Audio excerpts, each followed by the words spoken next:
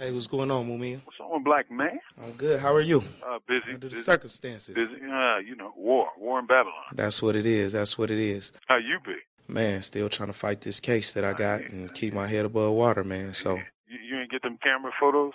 oh nah. Well, we got some of the camera photos, but I don't know if that's all of the camera photos. Oh, you'll I'm never still, know. yeah, exactly. I'm still trying to get the camera itself back. And they still rumbling, huh? Yep, man. You know we gonna keep swinging. That's good. That's good. How's Fred? He's good. He just left actually yesterday from out here. He's Okay. doing the 40th anniversary of his pop's assassination. So he's There you touring all over the country and in the world, but primarily the country.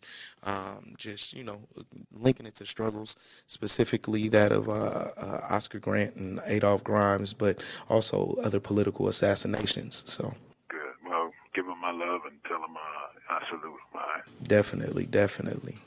So I'm gonna just hit you with these questions.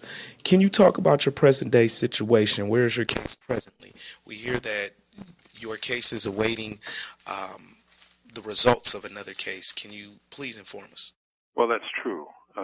There is another case, although that case differs from mine substantially, significantly, not just in terms of facts, but also in terms of law.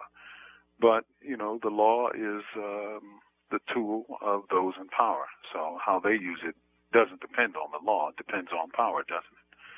But it is pending, I will say that. What case are we talking about specifically? What's known as the Spisak case, S-P-I-S-A-K. This was a fellow who was convicted of, I don't know how many homicides, but he was a white supremacist who made several statements while he was on trial that were viewed as racist, anti-black, anti-gay, anti-Jewish, what have you. There's also significant evidence based on that case that the man suffered from severe mental problems, if not insanity, certainly, mental problems of a very severe sort. They were so severe, in fact, that if you read his circuit court opinion in the Court of Appeals in the Sixth Circuit, one of the judges would have granted him a completely new trial because of the refusal of the state court to allow mental health professionals to testify about his condition in his case. So that gives you some sense of how serious his mental problems were and are. What are conditions like for you and others on Pennsylvania's death row currently? Well, they're grim all over the United States. Death row is solitary confinement. That is, men are in their cells 22 and 2 if they choose to go out and go into the cage. That's 22 hours in the cell and 2 hours in a cage if you do go. If not, then it's 24 hours in your cell and alone. That is the situation that most men experience because, given the weather and whatnot, most men do not go out into the cage or yard. So you're by yourself all the time. And how you spend your time is based on how you want to spend it, in essence. How does that affect you mentally? Some men go mad. We've seen a spate of suicides in the last several months and weeks. Those who have heard me do pieces in the last several months recall the William Tilley case that I did a piece on several weeks ago. I did a case on a brother named Jose Pagan, or June. These were men who spent quite a few years on death row, and unexpectedly to all who knew them,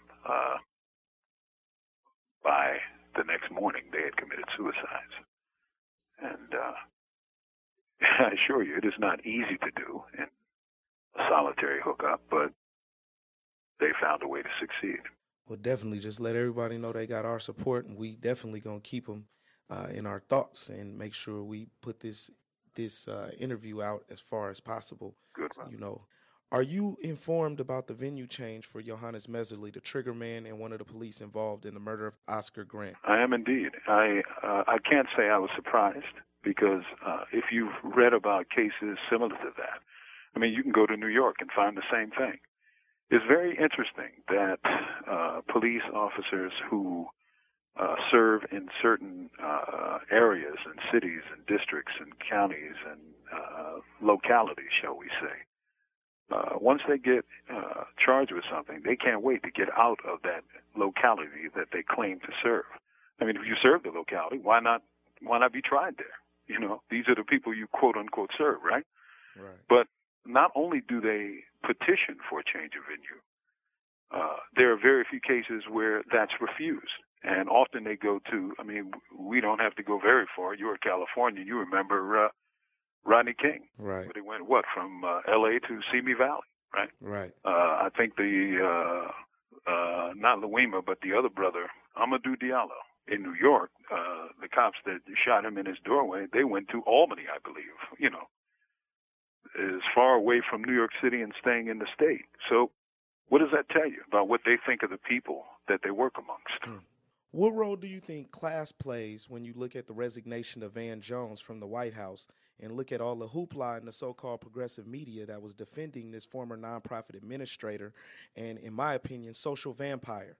Van Jones denounced his earlier communist beliefs and became a part of the capitalist administration.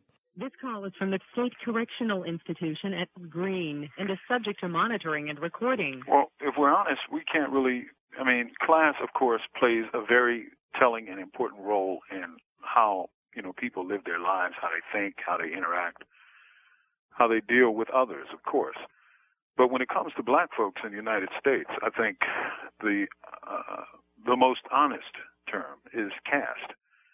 A lot of people may disagree with that, but there is a difference, a profound difference between black people and other people.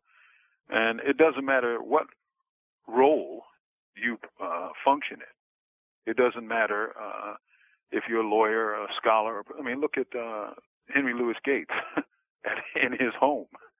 Now, if you analyzed him by class, you would say the upper class, right? A professional class and all that. Right. To the cop who came to his house, he was a nigger who was making too much noise. Right, but to Barack Obama, he spoke out on it and didn't speak out on Oscar Grant. Well, he spoke out on it, but then what did he do? He said, come on, let's get together and have a beer. He didn't say that with Oscar Grant, did he? He didn't say anything about Oscar Grant. So I'm saying? Yeah, I'm saying now what role does class play in even people addressing even the black cases that they have, specifically that of Van Jones and Skip Gates, since you brought it up? Well, see,